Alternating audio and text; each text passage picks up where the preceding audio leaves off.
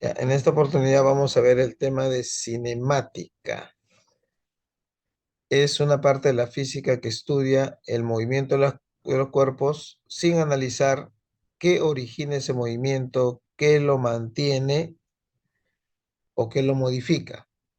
En la cinemática podemos analizar movimientos como de un auto, de un ascensor subiendo, una persona caminando, un avión viajando, bueno, etcétera. Pero es importante definir qué es el movimiento mecánico. El movimiento mecánico se define como el cambio de posición o cambio de lugar que experimenta un cuerpo a medida que pasa el tiempo. Por ejemplo, tenemos aquí una persona que ha pateado un balón, digamos que lo patea en el origen de coordenadas, ¿correcto? En un instante igual a cero, es decir, cuando tu cronómetro marca cero. Ya, esa posición, que sería el origen de coordenadas, vamos a llamarle posición A, sería su posición inicial. Pero pasa el tiempo, pues no va a seguir ahí. Luego de un tiempo cualquiera, estará en una nueva posición. Esa posición B sería su posición final. Bueno, también podemos establecer que en su posición inicial presenta una velocidad. Esa velocidad sería su velocidad inicial. Y cuando pasa por B tendría una nueva velocidad, la cual sería su velocidad final. Ahora vamos a ver elementos importantes del movimiento. Uno de ellos sería la trayectoria, que la trayectoria viene a ser la línea que une todos los puntos por donde ha pasado el cuerpo.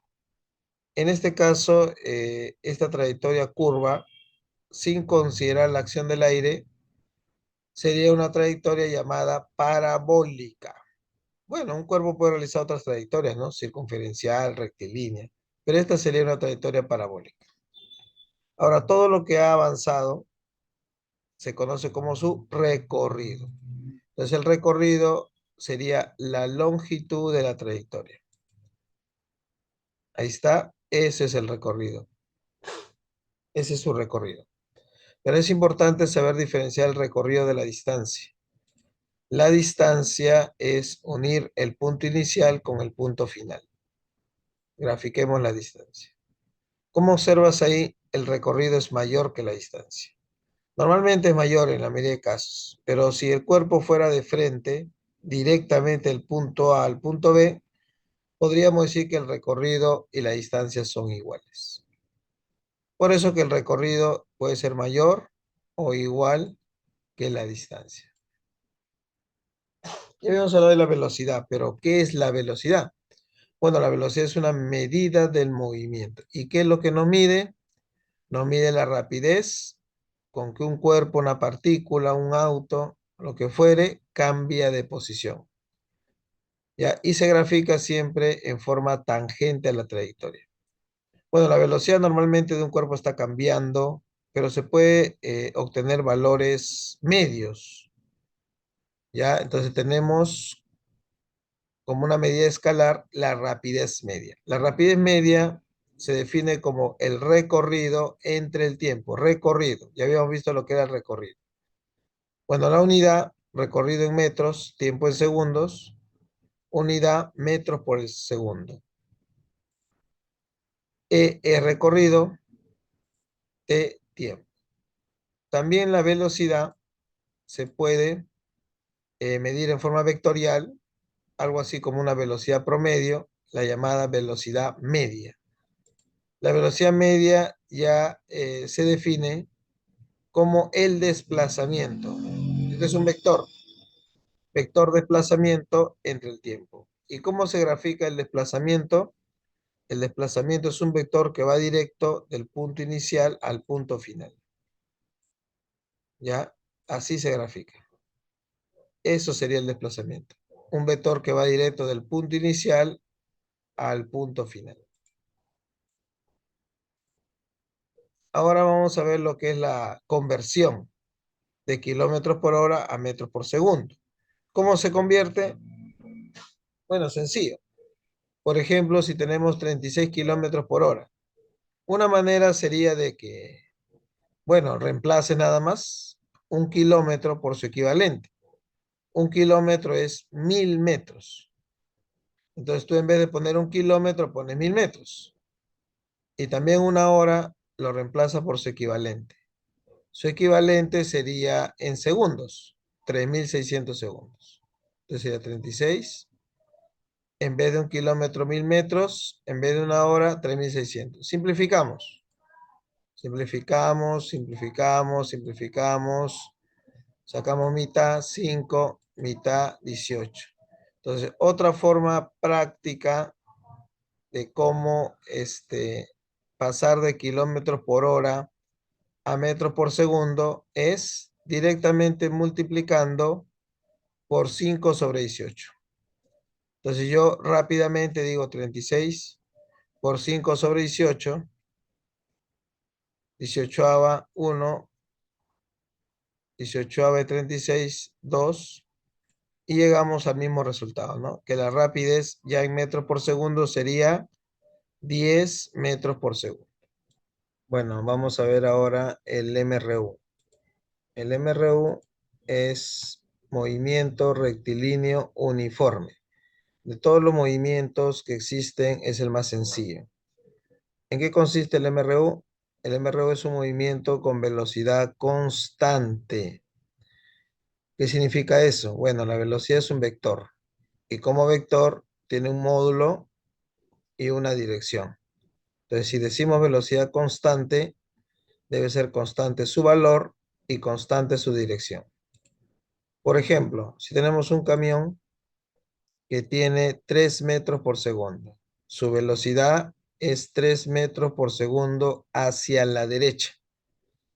Entonces, ¿qué significa que su velocidad sea constante o que realice MRU? Significa que pasa un tiempo y seguirá con 3 metros por segundo a la derecha. Sigue pasando el tiempo y seguirá con 3 metros por segundo a la derecha.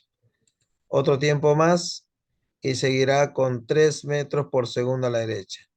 En todo momento tendrá 3 metros por segundo a la derecha. Eso es velocidad constante. ¿Y qué significará que el valor sea justo 3 metros por segundo? Significa que cada segundo que pasa debe recorrer 3 metros. Por ejemplo, si aquí pasa un segundo, entonces debe recorrer 3 metros. Si vuelve a pasar un segundo, tiene que volver a recorrer 3 metros. Vuelve a pasar un segundo, tiene que volver a avanzar 3 metros. Siempre avanzará 3 metros cada segundo. Podemos ver de que en un MRU entonces, en el mismo tiempo, siempre avanza lo mismo. En el doble del tiempo, avanzará el doble. En el triple del tiempo, avanzará el triple. Bueno, este movimiento es el más sencillo y su ecuación también es sencilla. La ecuación o ley que rige este movimiento sería con esta fórmula: distancia, velocidad por tiempo. Ya, distancia, velocidad por tiempo. O Dios lo ve todo. Esta es la fórmula principal. Claro, de aquí se pueden deducir estas otras dos fórmulas. Se pueden deducir.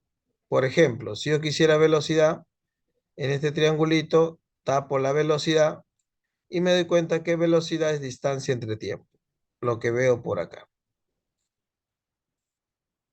Y si yo quisiera el tiempo, entonces lo que hago es tapar el tiempo. Tapo el tiempo y el tiempo sería entonces distancia entre velocidad, lo que tenemos por acá. Eso sería entonces la ecuación para este movimiento. Ya vamos a aprender en problemas cómo usar esta ecuación. D sería la distancia, B rapidez y T el tiempo. Hay dos ecuaciones más que se demuestran a partir de la ecuación anterior.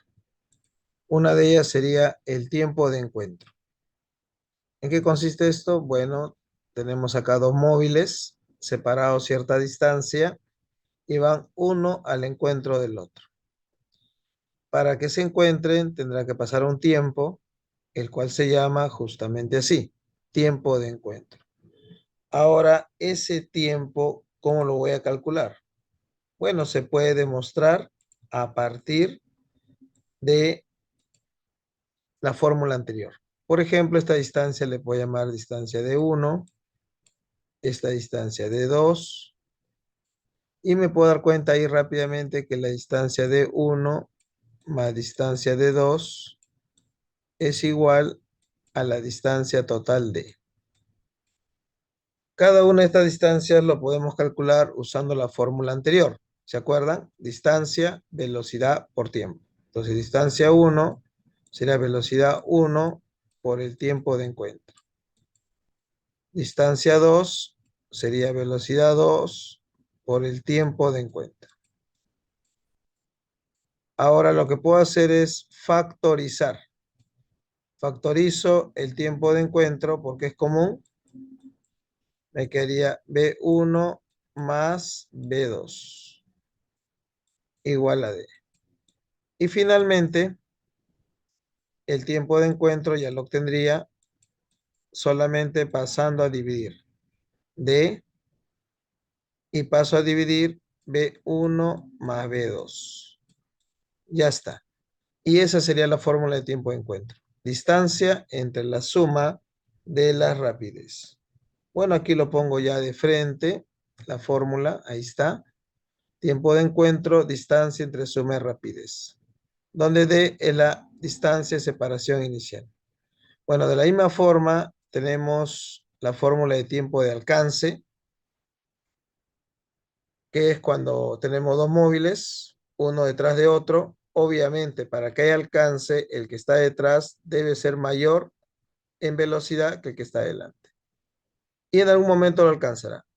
La fórmula del tiempo de alcance también se demuestra con la fórmula principal y sería la siguiente. Tiempo de alcance, distancia, ya no sería la suma, sería entre la diferencia de la rapidez.